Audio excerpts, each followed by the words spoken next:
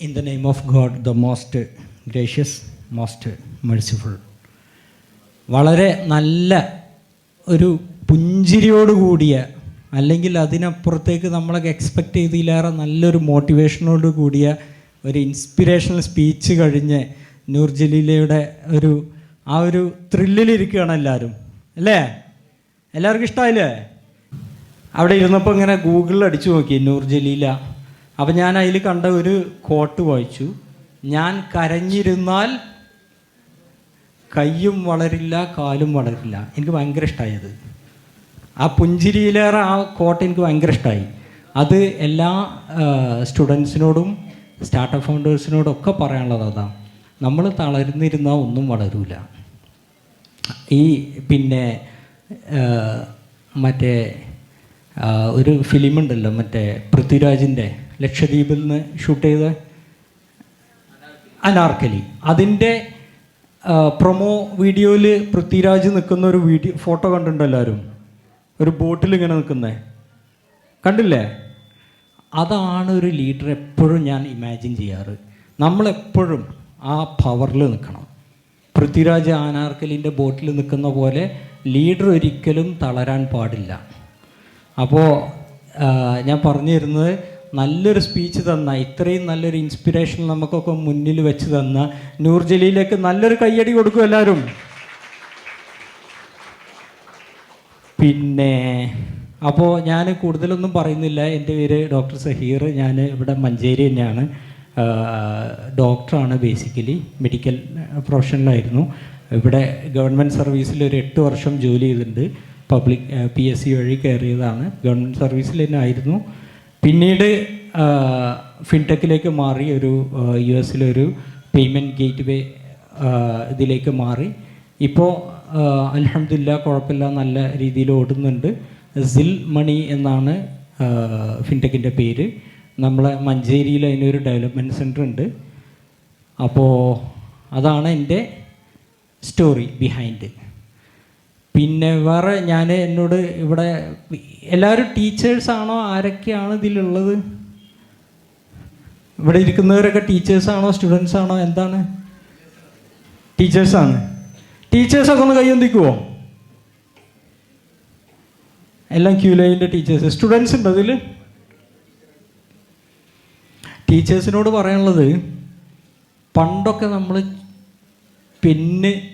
പെന്നല്ല ബോർഡിൽ ചോക്കുകൊണ്ട് എഴുതിയാണ് പഠിപ്പിച്ചിരുന്നത്.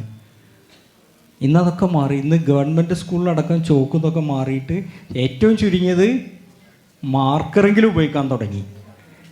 എന്താ കാരണം? നമ്മൾ കാലം മാറുന്നതിനനുസരിച്ച്, നമ്മൾ മലയാളത്തിൽ പറയും കാലം മാറുന്നതിനനുസരിച്ച് കോലം മാറണം. മാറിയിട്ടില്ലെങ്കിലാണ് എന്ത് പറ്റുക? നമ്മൾ ബാക്കിലായി പോകും. അപ്പോൾ അന്നൊക്കെ നേരത്തെ നൂർ ജലീല പറഞ്ഞ പോലെ അന്നൊന്നും നമുക്ക് ഇതിനുള്ള അവസരങ്ങളില്ലായിരുന്നു. ഇന്ന് ചോക്ക് ബോർഡിൽ നിന്ന് കോഡിലേക്ക് എത്തി. ടീച്ചിങ് മാത്രമല്ല, എല്ലാ സാധനങ്ങളും നമ്മൾ കോഡിലേക്ക് എത്തിയിരിക്കുക. അപ്പോൾ നമ്മളതിനനുസരിച്ച് മാറേ തീരൂ, മാറണം. കാരണം പണ്ട് നമ്മളെ നാട്ടിൽ JCB വന്നപ്പോൾ, JCB അറിയില്ലേ? എക്സ്കവേറ്റർ. JCB എന്നുള്ള ഒരു കമ്പനിയാണ് ആ സാധനം കൊണ്ടുവന്നത്. ആദ്യമായിട്ട് ഇങ്ങനെ കൈ പിടിച്ച് ഇങ്ങനെ മാന്തുന്ന സാധനം കൊണ്ടുവന്നത് JCB എന്ന് പറഞ്ഞ കമ്പനി. അതുകൊണ്ടാണ് ആ സാധനത്തിന് JCB എന്ന് പേര് വീണത്. പിന്നെ അതൊരു പിന്നെ ഉജാല എന്ന് പറയുന്ന പോലെ ഈ സാധനത്തിനൊക്കെ JCB ആയി മാറി. എന്തായാലും ആ സാധനം വന്നപ്പോൾ നമ്മുടെ നാട്ടിൽ കുറേ ആൾക്കാർ അതിനെ എതിർത്തിരുന്നു. എന്ത് പറഞ്ഞിട്ടാ അറിയോ? എനിക്ക് തോന്നുന്നു അത് 900 2000 ആ സമയത്തൊക്കെയാണ് വന്നത്. അന്ന് JCBക്കെതിരെ വലിയ സമരമൊക്കെ നടന്നു ഇവിടെ. അറിയോ? അവിടെ ആൾക്കാരെ ജോലി ഇല്ലാതാക്കും എന്ന് പറഞ്ഞിട്ട്. ഇല്ലേ? ഞാൻ ഇവിടെ തന്നെ നിൽക്കാം, അല്ലെങ്കിൽ വേണ്ട, ഞാൻ ഇവിടെ നിൽക്കാം. ജോലി ഇല്ലാതാക്കുന്നതായിരുന്നു അന്നത്തെ പ്രശ്നം. പിന്നീട് കമ്പ്യൂട്ടർ വന്നപ്പോഴും ഇവിടെ സമരങ്ങൾ നടന്നു.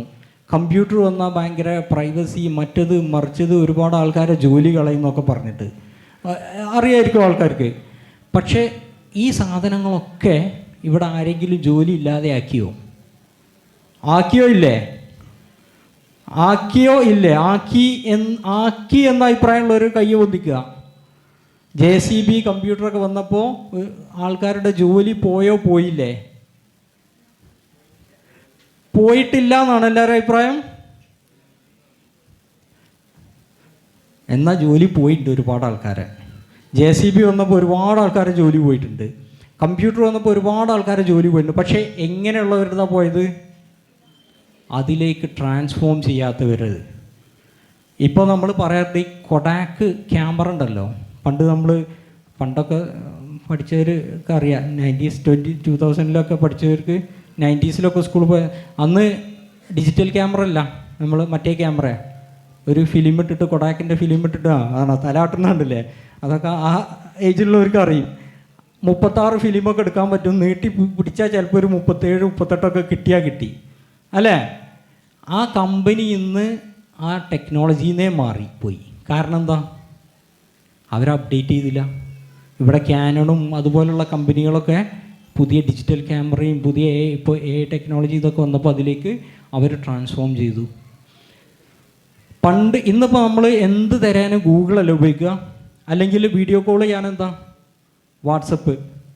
ഞാൻ 2000 പഠിക്കുമ്പോൾ അന്ന് വാട്സപ്പും ഇതൊന്നുമില്ല. അന്ന് ഞാൻ പുറത്തായിരുന്നു.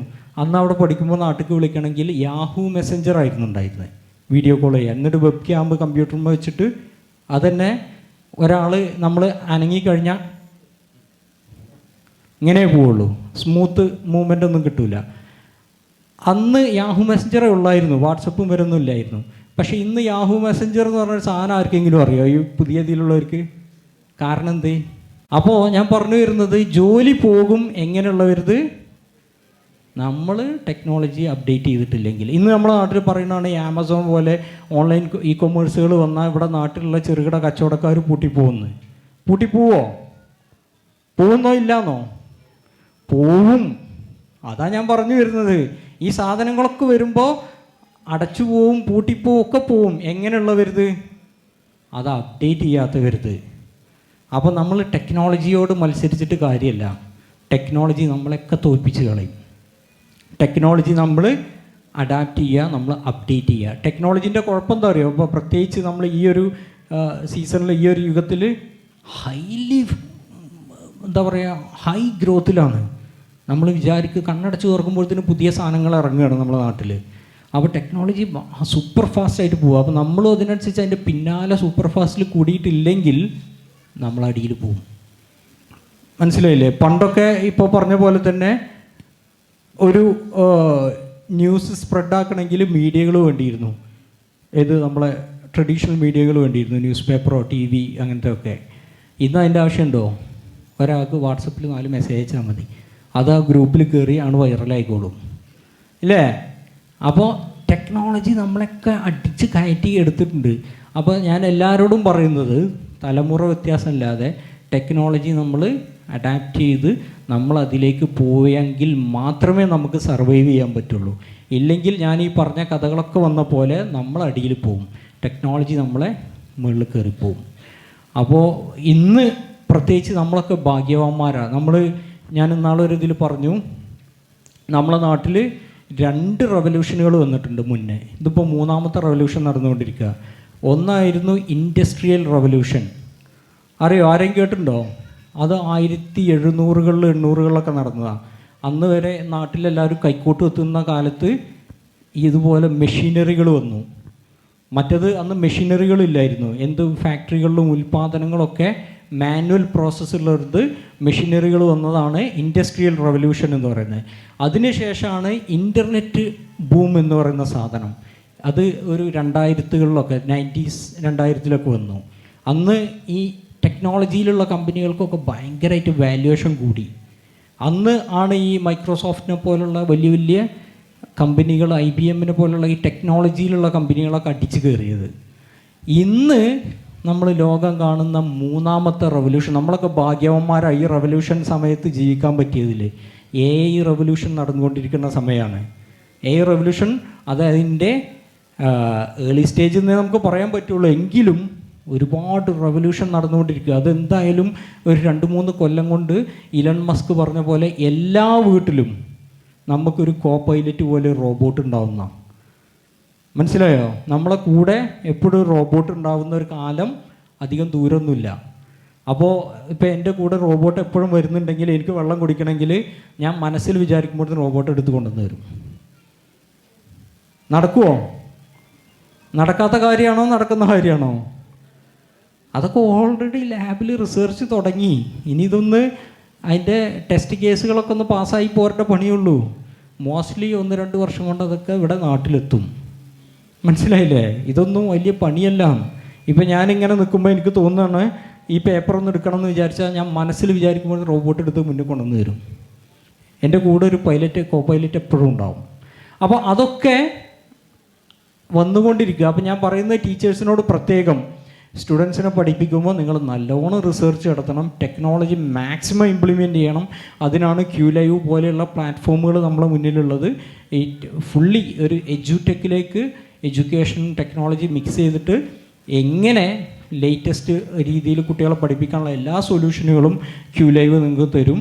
അപ്പോൾ ടീച്ചേഴ്സിനോട് പറയാനുള്ളത് മാക്സിമം ഉപയോഗപ്പെടുത്തി നിങ്ങൾ ട്രെൻഡിനൊപ്പം പോകണം.